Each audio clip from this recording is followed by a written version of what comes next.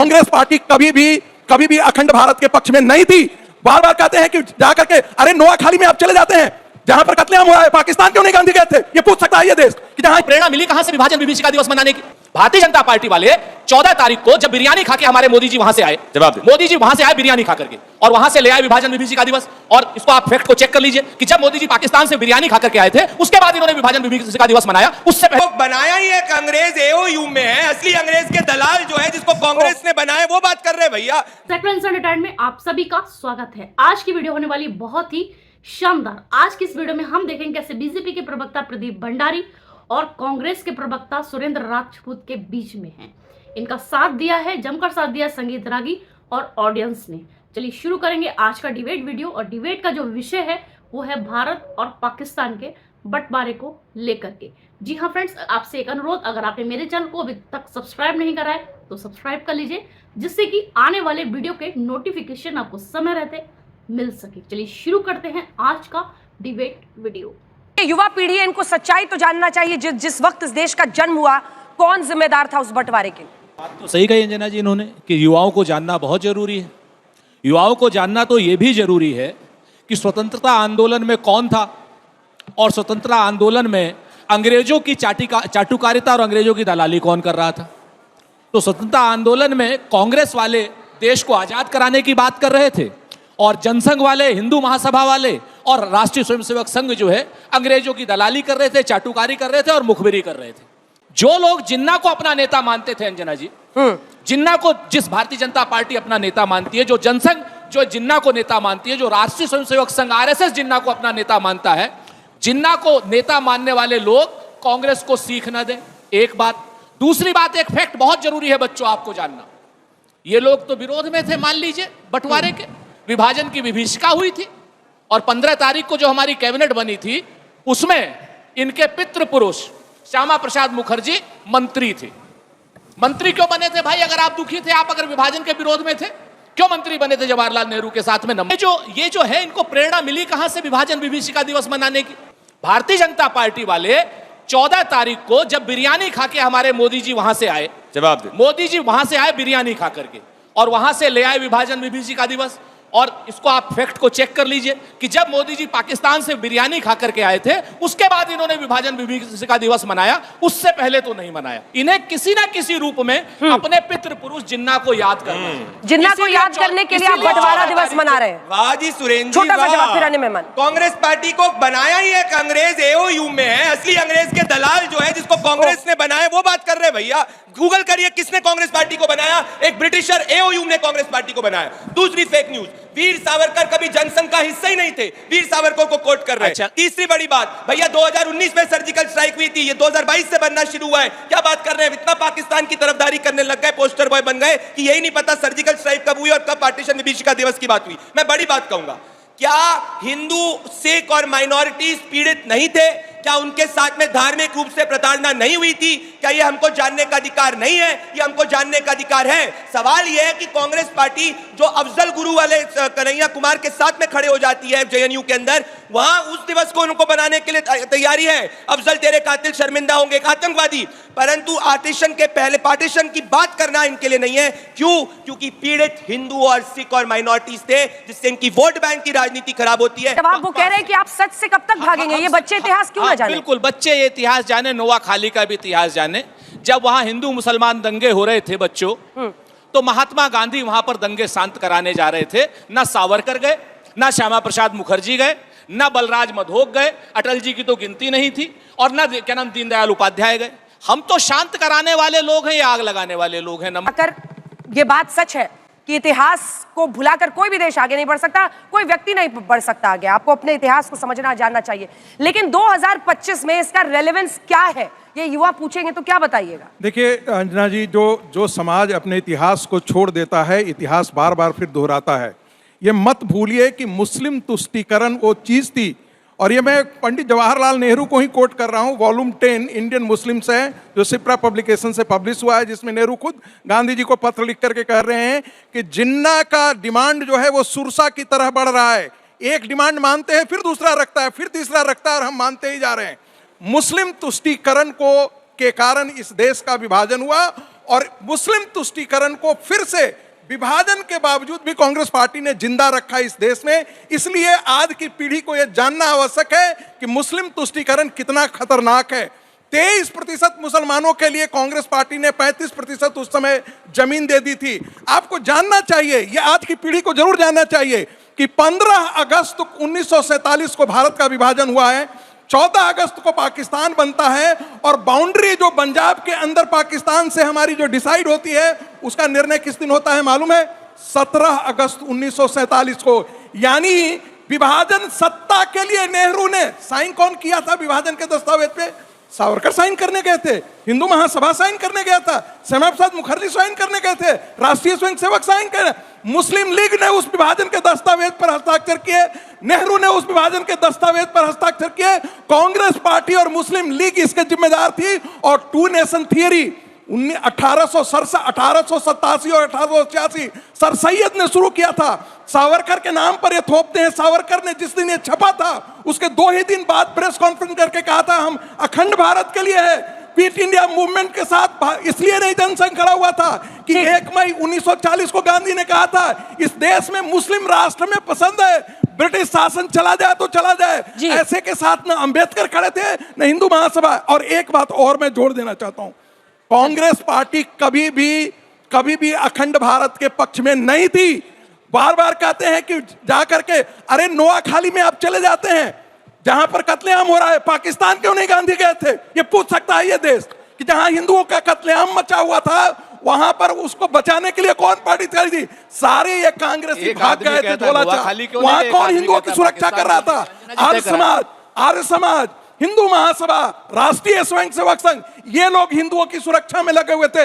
ये सारे कांग्रेसी चट्टे वहां से भाग करके आए थे। और 2009 तक तो इनके कांग्रेस के अध्यक्ष जो है वो ब्रिटिशर हुआ करते थे। ये क्या बात करेंगे? आजादी की लड़ाई, वो कांग्रेस और ये इंदिरा की कांग्रेस और इटालियन नेहरू कांग्रेस, ये तीनों में बहुत बड़ा अंतर है। आज का कांग्रेस वो कांग्रेस नहीं है जो गांधी जी ने तो कहा था कि इस कांग्रेस को विसर्जित कर दो, लेकिन नेहरू को सत्ता। नेहरू किसके संपर्क में थे? ये मैं सवाल आज खड़ा कर रहा हूं, आज तक किसी ने सवाल नहीं है। नेहरू क्या चर्चिल के संपर्क में थे? क्या गांधी ने मजबूरी में उनको उस जगह पर हाथ दिलवाया, प्रधानमंत्री बनवाया? ऐसी कौन सी मजबूरी थी जो कांग्रेस पार्टी में नेहरू को जाया? जबकि सारी की सारी कांग्रेस की वर्किंग कमेटी में से एक भी वर्किंग कमेटी कांग्रेस पे नेहरू के साथ नहीं खड़ा का। कौन सी ऐसी विदेशी ताकतें थी जो कांग्रेस पार्टी में प्रधानमंत्री को प्रधानमंत्री के रूप में पंडित जवाहरलाल नेहरू को खड़ा किया? क्या कांग्रेस पार्टी के नेहरू किसी विदेशी ताकत के साथ अलायंस में उस समय बात कर रहे थे? मेरा सवाल है मिस्टर सुरेंद्र कुमार राजपूत जी से। आपने कहा कि आप शांति फैलाने वाले लोगों में से आते हैं, तो मुझे पूछना है कि वो 50 लाख पीड़ित, उनके साथ जो मास किलिंग, मास रेप और जो इतनी ऑनर किलिंग हुई थी, तो उनके उन लोगों की शांति का क्या? इस बिटिया ने बहुत सही बात कही है। उस बंटवारे का जो दुख था वो कांग्रेस ने उन सब लोगों के साथ मिलकर के बांटा, और इस तरीके से बांटा वो दुख कि हर घर में कांग्रेस जाती थी, कांग्रेस के कार्यकर्ता जाते थे, मिल बांट करके करते थे। विभाजन एक दुनिया की सबसे बड़ी त्रासदी थी, ये कांग्रेस ने भी माना और ये दुनिया का हर शख्स मानता है। और उस वक्त लेकिन भारतीय जनता पार्टी का पितृ संगठन, जिस वक्त हम लोग शांति की अपील कर रहे थे बिटिया, जिस वक्त हम लोग घर घर जाकर के पैसिफाई कर रहे थे, उस वक्त संघ जो है कत्लेआम करा रहा था। प्रदीप जी जल्दी से।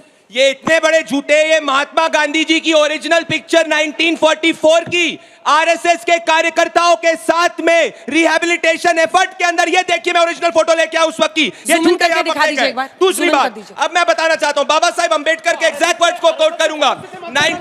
बाबा साहब अंबेडकर आरएसएस के सदस्य थे क्या? महात्मा गांधी जी क्या? कांग्रेस नेहरू के इन्फ्लुएंस के अंदर और मुस्लिम लीग की डिमांड के अंदर जो है उसका पार्टीशन करा, ये सच्चाई है। बाबा साहेब अंबेडकर तक ने कहा है कि नेहरू की वजह से पार्टीशन हुआ है। मैं आपसे पूछना चाहता हूं, सितंबर 1947 में लाहौर से एक ट्रेन आई थी जिसमें 1000 से ज्यादा हिंदू और सिखों को मार दिया गया था। कांग्रेस पार्टी ने कब इस सत्य को किसी भी हिस्ट्री की टेक्स्ट बुक में स्वीकारा है? डिबेट एक बार भी सहानुभूति करी है जो हिंदू सिख जो पीड़ित है? यही कांग्रेस पार्टी है जो सीए का विरोध कर रही थी। क्यों? क्योंकि धार्मिक रूप से आर्थिक शरणार्थियों को हम जो है वो सिटीजनशिप दे रहे थे, उसका विरोध कांग्रेस पार्टी ने किया। अंजना जी 70 साल में कांग्रेस का एक स्टेटमेंट दिखा दीजिए जिसने स्वीकारा कि पार्टीशन के समय हिंदू और सिख जो है वो पीड़ित थे। और ये बात करेंगे देशभक्ति की, की। जवाहरलाल नेहरू के दादा Lakshmi Narayan Singh east India company के वकील थे। ईस्ट इंडिया कंपनी को लाने का काम कांग्रेस ने किया, कांग्रेस को बनाने का काम अंग्रेज ने किया, पार्टीशन पे साइन करने का काम जवाहरलाल नेहरू ने किया। और ये बात करते हैं, ये सुरेंद्र राजपूत जी जल्दी से जल्दी देखिए, जो सबसे बड़ी बात है, हंसिए नहीं, ये सच्चाई है। हंसिए मत, मजाक मत उड़ाइए। मोतीलाल नेहरू किसके लिए लड़े? उनको बोलने नहीं दिया। तो ट्रेन आई थी और उसमें सिख भी हिंदू भी जितने हमारे वहां से भाई कट करके आए थे, और अमृतसर में जब वो ट्रेन रुकी थी, उसका एक एक आदमी का, एक एक शव का अगर किसी आदमी ने रिसीव किया था तो कांग्रेस पार्टी ने किया था। आरएसएस वाले और जनसंघ वाले कहां थे उस वक्त? कोई आदमी बताएगा? आप सभी से सुरेंद्र, मेरा सवाल सुरेंद्र राजपूत जी से है। जो कांग्रेस बोलती है कि हम देश हित के में बात करते हैं, पर जब भाजपा कुछ करती है देश के हित में तो कांग्रेस उसका विरोध क्यों करती है? जैसे पुलवामा हमले के बाद भाजपा ने बालाकोट का एयर स्ट्राइक करवाया, तो वही कांग्रेस के पूर्व मुख्यमंत्री दिग्विजय सिंह ने इसका प्रूफ मांगा। तो क्या भारत मिसाइल दागे कि कैमरा ले जाके कांग्रेस को प्रूफ दिखाए? सुरेंद्र सर से मेरा एक सवाल है कि जब आपने बात की नेपाल की, तो 1950 में जब नेपाल के राजा ने विलय के लिए कांग्रेस के नेता पंडित जवाहरलाल नेहरू से कहा था, तो आप लोग क्यों नहीं माने उसके लिए? आपने क्यों विलय नहीं किया? त्रिभुवन जी ने जब आपसे कहा था। अरे तो जम्मू कश्मीर का हिस्सा पाकिस्तान को दे दिए करके यूएन ले जाके। मेरा सवाल आपसे है, आपने कहा कि कांग्रेस सबसे आगे थी आज़ादी की लड़ाई में, तो बस 2 प्रश्न पूछना चाहता हूं। मैं कम जानता हूं आप लोगों से। पहला सवाल यह है कि राउंड टेबल कॉन्फ्रेंस जब दूसरी हुई थी तो गांधी जी ने इरविन से क्यों नहीं कहा था कि भगत सिंह की फांसी रोकनी चाहिए? पहला। दूसरा यह है कि सुभाष चंद्र बोस की जो वो इंडियन नेशनल आर्मी का उन्होंने गठन किया, उन्होंने भागीदारी दी, तो उनकी क्या असहमति हुई थी कांग्रेस से कि उन्होंने कांग्रेस छोड़ दी? सर, आपने ऐसा कहा कि कांग्रेस वो पार्टी है जो शांत कराती है और अभी भी ऐसा ही है, लेकिन इंदिरा गांधी की हत्या के बाद जब सिखों की किलिंग्स हुई थी तो तब शांत क्यों नहीं कराया गया? और आपको इतने सालों बाद क्यों याद आया कि माफी मांगनी है उन लोगों से?